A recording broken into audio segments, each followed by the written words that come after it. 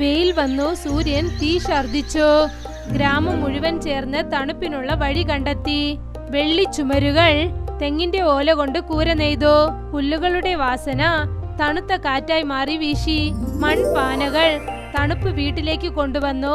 എല്ലാരും ഒന്നിച്ചു ചേർന്ന് സന്തോഷം അനുഭവിച്ചു. സൂര്യൻ ആകാശത്തിന്റെ മധ്യത്തിൽ തിളങ്ങുകയായിരുന്നു. ഭൂമി വല്ലാതെ വരണ്ട് മഞ്ഞ നിറത്തിലായിരുന്നു.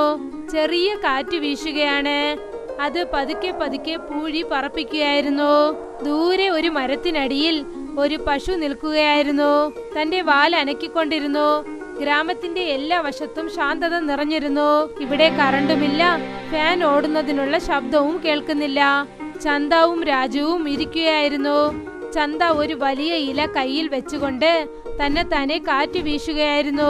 തൊട്ടടുത്ത് രാജു ഒരു തുമ്പി പിടിക്കാനായി ശ്രമിക്കുകയാണ്. പക്ഷെ അവൻ വല്ലാതെ തളർന്നിരിക്കുകയാണ്. അവന്റെ നെറ്റിയിൽ വിയർപ്പ് തുള്ളികൾ. അവൻ അവിടെ തന്നെ നിന്നു. പിന്നെ അവൻ തന്റെ കൈകൊണ്ട് മുഖം തുടച്ചു. അവൻ മുകളിൽ തിളങ്ങുന്ന സൂര്യനെ നോക്കിക്കൊണ്ടിരുന്നു. അവൻ തന്റെ കണ്ണുകൾ ചുളിച്ചു. ചന്ത ചേച്ചി, ആ സൂര്യനെ നോക്കൂ, എന്തൊരു വെളിച്ചമാണെന്ന്. ഇപ്പോഴേ ഇത്ര വെയിലാണല്ലോ. ഇനിയുള്ള ദിവസം എങ്ങനെയായിരിക്കും? അതേ രാജു, വെയിൽ കാലം വരാൻ പോവുകയാണ്. നമ്മുടെ ഗ്രാമത്തിലാണെങ്കിൽ കറണ്ട് പോലും ഇല്ല. അതുകൊണ്ട് ഫാനും ഓടില്ല. നമുക്കുള്ള ഏർപ്പാടുകൾ നമ്മൾ വേണം ചെയ്യാൻ. ഏർപ്പാടോ? എങ്ങനെയുള്ള ഏർപ്പാട്? നമുക്ക് സൂര്യനെ മറയ്ക്കാനാകുമോ? ചന്ത ചിരിച്ചു. എന്നിട്ട് എണീറ്റ് നിന്നു. പിന്നെ ബോലാമാമന്റെ വീടിനെ നോക്കി തന്റെ കൈ കാണിച്ചു. ബോലാമാമ തന്റെ വീടിന്റെ വാതിൽക്കൽ വലിയ ഉണങ്ങിയ ഓല ഇട്ടിരുന്നു. വാ, നമ്മൾ ബോലാമാമയുടെ അടുത്ത് ചെല്ലാം. അദ്ദേഹം വീട് എങ്ങനെ തണുപ്പായി വെച്ചിരിക്കണമെന്ന് നമുക്ക് പറഞ്ഞു തരും. അവർ രണ്ടുപേരും ബോലോമാമയുടെ അടുത്തേക്ക് നടന്നു ചെന്നു. ബോലോമാമ തറയിലിരിക്കുകയായിരുന്നു. അദ്ദേഹം സാധാരണ മുണ്ട് പിന്നെ ബനിയനും ഇട്ടിരിക്കുകയായിരുന്നു. അദ്ദേഹത്തിന് ചുറ്റി 4 വശത്തും ഉണങ്ങിയ പനയും പിന്നെ തെങ്ങിനോലകളും ഉണ്ടായിരുന്നു. അദ്ദേഹം തടിയായ മരസൂചി കൊണ്ട് അത് തയ്ക്കുകയായിരുന്നു. പിന്നെ ഒരു നീളമായ മുളക്കമ്പ് പിടിച്ചിരിക്കുകയായിരുന്നു. അദ്ദേഹം നോക്കി ആ മുളക്കമ്പ് സ്ട്രോങ് ആണോ ഇല്ലയോ എന്ന്. ഇതിനിടയ്ക്ക് ചന്തയും രാജുവും അദ്ദേഹത്തിന്റെ വാതിൽക്കൽ വന്നു. അവർ രണ്ടുപേരും മുതിർന്നവർക്ക് കൈകൂപ്പി വണങ്ങി. കാറ്റത്ത് പുല്ലുകളുടെ വാസന പരന്നിരുന്നു. നിറഞ്ഞിരിക്കുകയാണ്. നമസ്കാരം മാമ. നമസ്കാരം മകേഷേട്ടാ. നിങ്ങൾ ഈ ഓലകൾ വെച്ച് എന്ത് ചെയ്തുകൊണ്ടിരിക്കുകയാണ്? നമസ്കാരം കുട്ടികളെ, വരൂ വന്നിരിക്കൂ. ഈ ഇലകളാണ് നമുക്ക് കിട്ടുന്ന നിഴൽ. നമ്മൾ മഴയിലെ കുട കൊണ്ടുപോകുന്നതിന് പോലെ ഈ തെന്ന ഇലകൾ വെയിൽ കാലത്തില് നമ്മളുടെ വീട്ടിലേക്ക് ഒരു കുട പോലെ ഉണ്ടാവും. നമ്മൾ ഈ തെന്ന ഇലകൾ വെച്ച് ഒരു വലിയ കൂര ഉണ്ടാക്കും. മൺകൂരയുടെ മുകളിൽ ഈ തെന്ന ഓലകൾ വെച്ചാൽ ആ സൂര്യന്റെ വെയിൽ അകത്ത് വരാൻ പറ്റില്ലായിരുന്നു. രാജു അതിൽ നിന്നും ഒരു ഓല കയ്യിലെടുത്തു. അത് നല്ല വലുതും നെരുക്കമുള്ളതുമായിരുന്നു. അത് അവൻ തന്റെ തലയുടെ മുകളിൽ വെച്ചു. പിന്നെ മറഞ്ഞിരിക്കുന്നത് പോലെ അഭിനയിച്ചു. വാവ്, ഇത് വളരെ വലുതായിട്ടുണ്ട്. ഞാനും നിങ്ങളെ സഹായിക്കട്ടെ? തീർച്ചയായിട്ടും. നീ ഈ ഇലയിനെ മഹേഷിന്റെ അടുത്ത് തന്നെ നേരായിട്ട് പിടിക്ക്. ചന്ത, നീ കയറി എങ്ങനെ കട്ടണമെന്ന് നോക്ക്. അവർ രണ്ടുപേരും ശരിയെന്ന് പറഞ്ഞ് സമ്മതിച്ചു. കുറച്ചു സമയത്തിനകം മഹേഷ് ഒരു മര ഏണിയിൽ മുകളിൽ കയറി നിൽക്കുകയാണ്. ആ ഏണി വീടിന്റെ മൺചുമരിൽ ഇരിക്കുകയായിരുന്നു. ഭയങ്കരമായ വെയിൽ കാരണം ചുമരൊക്കെ തിളയ്ക്കുന്നു. താഴെ രാജു നിൽക്കുകയാണ്. അവൻ ഒരു കെട്ട് വെയിറ്റായ ഓല എടുത്തു. മുകളിൽ അദ്ദേഹത്തിന്റെ കയ്യിൽ നൽകി. രമേശ് അത് തന്റെ കൈ കൊണ്ട് പിടിച്ചു. തൊട്ടടുത്ത് ചന്ത നിൽക്കുകയാണ്. അവൾ തിരിച്ച കയറുകൊണ്ട് ഓലകളെ കെട്ടുകയായിരുന്നു. എല്ലാരും ഒന്നിച്ച് പണിയെടുക്കുകയായിരുന്നു. ശ്രദ്ധിച്ച് രാജു, പതുക്കെ പതുക്കെ മുകളിലേക്ക് തരണം. ഏട്ടാ, ഈ കൂര എത്ര തടിയുള്ളതായിരിക്കും? കുറഞ്ഞത് 3 മടങ്ങ് ഇരിക്കണം. കൂര എത്ര വലുതായിട്ടുണ്ടോ അത്ര തണുപ്പായിട്ടുണ്ടാവും. കാറ്റ് ഈ ഓലയിൽ കൂടി കടന്നു വന്നാൽ അത് തണുത്തതായി മാറും. നമുക്ക് വീട്ടിനകത്ത് ചൂട് അനുഭവപ്പെടില്ല. അവർ ജോലി ചെയ്യുകയായിരുന്നു. പതുക്കെ പതുക്കെ കളിമണ്ണിലുണ്ടായിരുന്ന ആ കൂര പച്ച ഓലകൾ നിറഞ്ഞ കൂരയായി മാറുകയാണ്. കുറച്ചു സമയത്തിന് ശേഷം അവർ വീടിന്റെ കൂരയ്ക്കുള്ള പണി കഴിഞ്ഞു. ഇപ്പോൾ അവർ റോട്ടിൽ ഒന്നിച്ചു പോവുകയായിരുന്നു. മുൻപിൽ അവിടെ സോണുമാമ നിൽക്കുകയായിരുന്നു. അതായത് അദ്ദേഹം ഒരു കുയ്യവൻ. അദ്ദേഹത്തെ കണ്ടു. ഒരു വലിയ ഡ്രമ്മിൽ വെളുത്ത പൗഡറിൽ വെള്ളം കലക്കുകയായിരുന്നു. വെള്ളത്തിൽ പതുക്കെ പതുക്കെ കുമിളികൾ വരാൻ തുടങ്ങി. പിന്നെ കാണാൻ പാല് പോലെ ഇരുന്നു. സോണുമാമ, എന്താണിത്? നിങ്ങൾ ചുമരുകളിൽ പാലൊഴിക്കാൻ പോവുകയാണോ? ഇല്ല മോനെ, ഇത് വെളുത്ത ചുണ്ണാമ്പാണ്. ഇതിനെ നീലത്തിനോട് ചേർന്ന് കലർന്ന് നമ്മളുടെ ചുമരിൽ അടിക്കണം. പക്ഷെ എന്തിന്? വെളുത്ത നിറം കൊണ്ട് എന്തുണ്ടാകാനാണ്? രാജു, വേറെ നിറങ്ങൾ വെയിലിനെ എടുത്തേക്കും, പക്ഷേ വെളുത്ത നിറം വെയിലിനെ തിരിച്ചഴിച്ചേക്കും. വീട് വെളുത്ത നിറത്തിലിരുന്നാൽ അത് സൂര്യന്റെ വെപ്പത്തിനെ ഏൽക്കില്ല. കുട്ടികൾ അവരെ അതിശയത്തോടെ നോക്കി. ആ വെളുത്ത കലവ അവരുടെ വിരലുകൾ കൊണ്ട് പതുക്കെ പതുക്കെ തൊട്ടു. അത് തണുത്തതായിരുന്നു.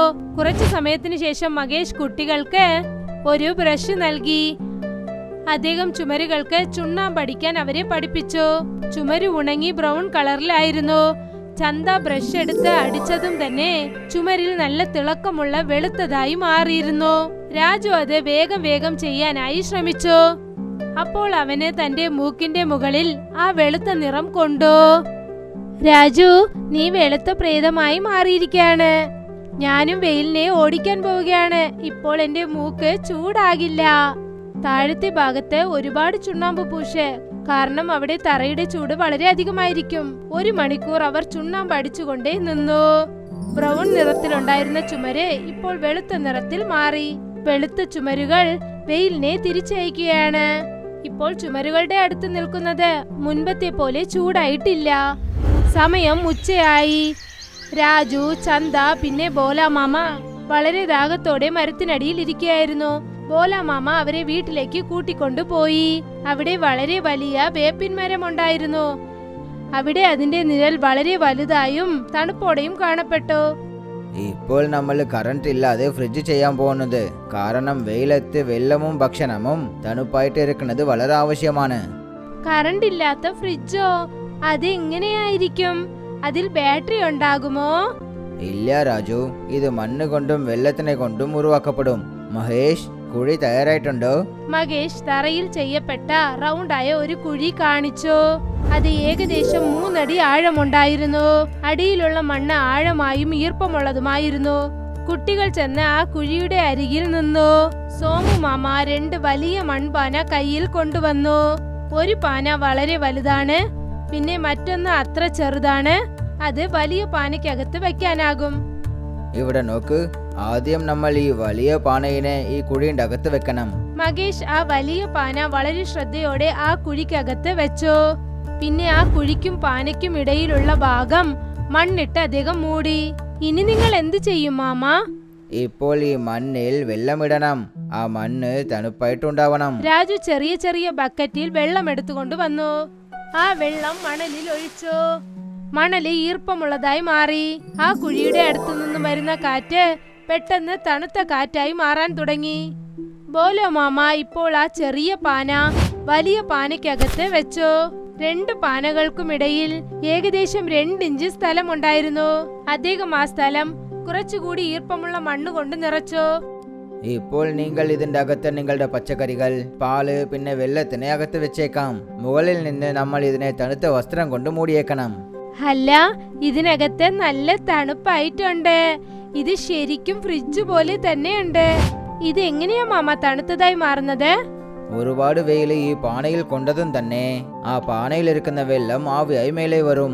ആ കാരണം കൊണ്ട് അകത്തിരിക്കുന്ന എല്ലാ ചൂടിനെയും ഇത് പുറത്താക്കിയേക്കും. 2 പേരും തല അനക്കി. ഇന്ന് അവർ ഒരു സയൻസിനെ കുറിച്ച് പഠിച്ചിരിക്കുകയാണ്. സന്ധ്യയായി. സൂര്യൻ ഇപ്പോൾ മറയാൻ തുടങ്ങി. പക്ഷെ കാറ്റത്തിപ്പോഴും ചൂട് നിൽപ്പുണ്ട്. എല്ലാരും ഗ്രാമത്തിലെ കിണറിനടുത്തേക്ക് ചെന്നു. അവിടെ കുറച്ച് സ്ത്രീകൾ ആ കിണറിനടുത്തുള്ള സ്ഥലം വൃത്തിയാക്കുകയായിരുന്നു. വെയിൽ കാലത്തിൽ കിണറിലുള്ള വെള്ളം താഴെ പോയേക്കും. നമ്മൾ ഇതിനെ ക്ലീൻ ആയിട്ട് വെച്ചേക്കണം. അപ്പോൾ തന്നെ എല്ലാവർക്കും കുടിക്കാൻ വെള്ളം കിട്ടും. ചന്ത കിണറിനരികിലായി ഉണ്ടായിരുന്ന ചെറിയ ചെറിയ മൺപാത്രങ്ങൾ നോക്കി. അവൾ അതിൽ നിന്നും ഒന്ന് കയ്യിലെടുത്തു. മാമ, നമ്മൾ പക്ഷികൾക്ക് വേണ്ടിയും എന്തെങ്കിലും ചെയ്യാമോ? അവർക്കും വെള്ളം ദാഹിക്കുമല്ലോ. വളരെ നന്നായിട്ട് ആലോചിച്ചു ചന്ത. വരൂ, നമ്മൾ എല്ലാവരും ചേർന്ന് വൃക്ഷങ്ങളുടെ മുകളിൽ വെള്ളം വെച്ചേക്കാം. കുട്ടികൾ വളരെ ആകാംക്ഷയോടെ അവർ മൺപാത്രത്തിൽ കുറച്ച് വെള്ളം എടുത്തൊഴിച്ചു. മകേഷ് അവരെ സഹായിച്ചു. പിന്നെ കയറുകൊണ്ട് ആ പാത്രങ്ങളെ വേപ്പിൻ മരം പിന്നെ ആലമരത്തിന്റെ ചോട്ടിൽ കെട്ടി തൂക്കിയിട്ടു. കുറച്ചു സമയത്തിനകം കുറച്ച് പക്ഷികൾ എവിടെ നിന്നോ പറന്ന് ആ കിണറിനടിയിൽ വന്നെത്തി. അവർ ശബ്ദമുണ്ടാക്കി.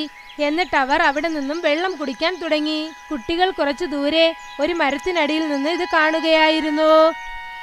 കണ്ടില്ലേ, അവർ വെള്ളം കുടിക്കുകയാണ്.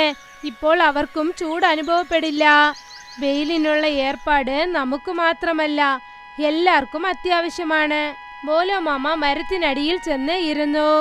അദ്ദേഹം വളരെ ക്ഷീണിച്ചിരിക്കുകയാണ്, പക്ഷെ സന്തോഷത്തോടെ ഇരിക്കുകയാണ്. ഇപ്പോൾ ഗ്രാമം മുഴുവൻ വ്യത്യാസമായി മാറി. ഒരുപാട് വീടുകളിൽ തെങ്ങിനോലകൾ ഉണ്ടായിരുന്നു. പിന്നെ ചുമരുകളൊക്കെ നല്ല വെളുത്തതായും തെളിവായും കാണപ്പെട്ടു. ഇന്ന് നിങ്ങൾ എല്ലാവരും ഒരുപാട് ശ്രമിച്ചിട്ടുണ്ട്. ഇനിയും ഒരു കാര്യം ബാക്കിയുണ്ട്. ഓല കൊണ്ട് പായ് ചെയ്യണം. ചന്തയും രാജുവും ശരിയെന്ന് തലയനക്കി സമ്മതിച്ചു. പിന്നെ ബോലുമാമയുടെ 2 സൈഡിലും ചെന്ന് അവർ ഇരുന്നു. പിന്നെ മകേഷും വന്ന് അവരോടൊപ്പം ഇരിക്കുകയായിരുന്നു. പിന്നെ മുൻപിൽ സൂര്യൻ പതുക്കെ പതുക്കെ മറയുകയാണ്. പകൽ ഇവിടെ തന്നെ അവസാനിച്ചു. അടുത്ത ദിവസം ചന്തയും രാജുവും ബോലോമാമന്റെ വീട്ടിൽ കട്ടിലിൽ ഇരിക്കുകയായിരുന്നു. ബോലോമാമ ഇരുന്ന് സർബത്ത് ചെയ്യുകയായിരുന്നു. മകേഷ് ഓല കൊണ്ട് ചെയ്ത കുറച്ച് പായകൾ കൊണ്ടുവന്നു. ആ ഓലയിൽ നല്ല രസകരമായ മണ്ണിനെ പോലെ ഒരു വാസന വന്നു. ഈ ഓലപ്പായിനെ ജനാലയിലും കഥകിലും തൂങ്ങിയേക്കണം. ചന്തയും രാജുവും മകേഷിനെ സഹായിച്ചു.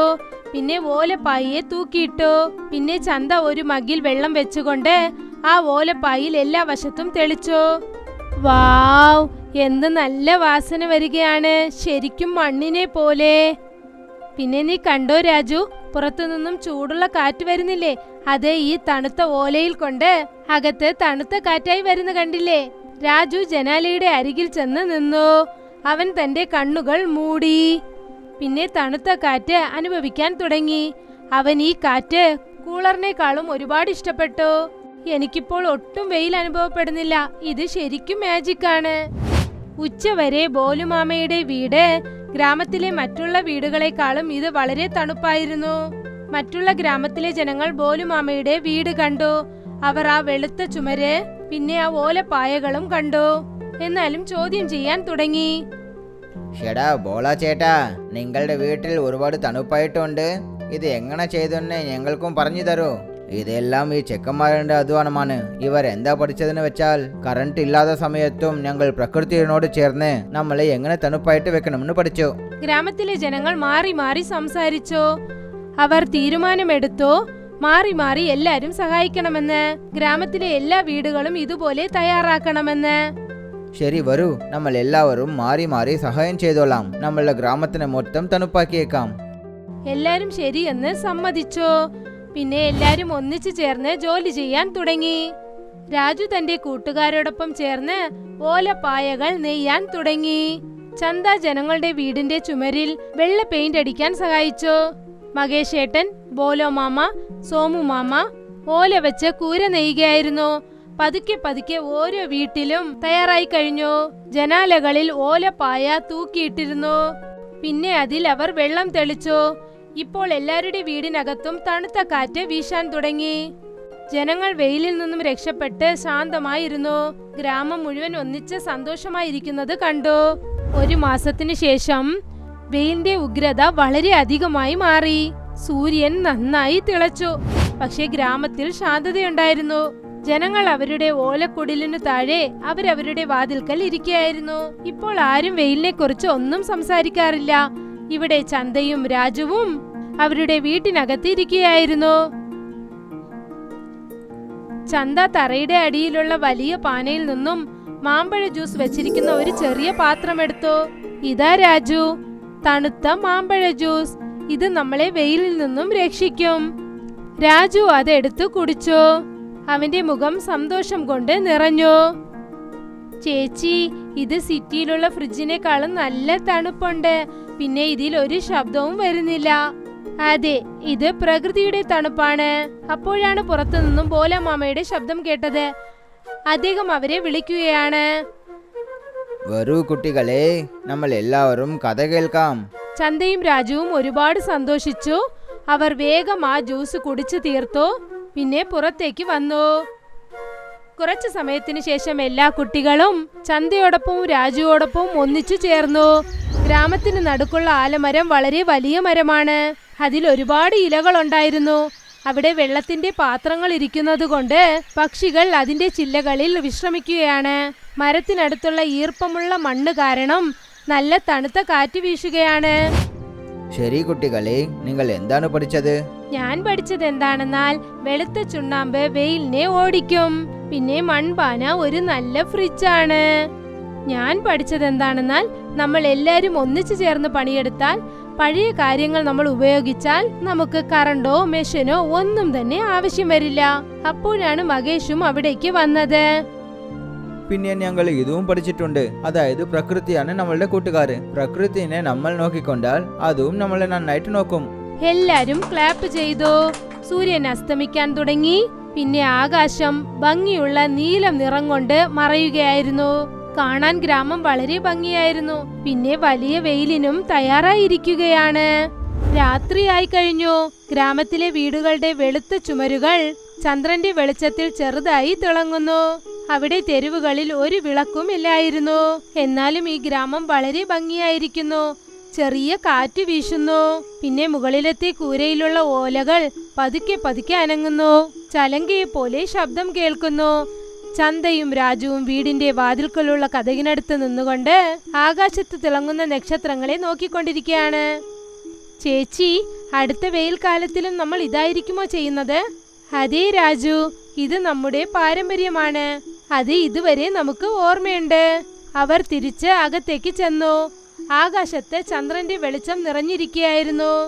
നമ്മുടെ കഥ ഇതോടെ അവസാനിക്കുകയാണ്.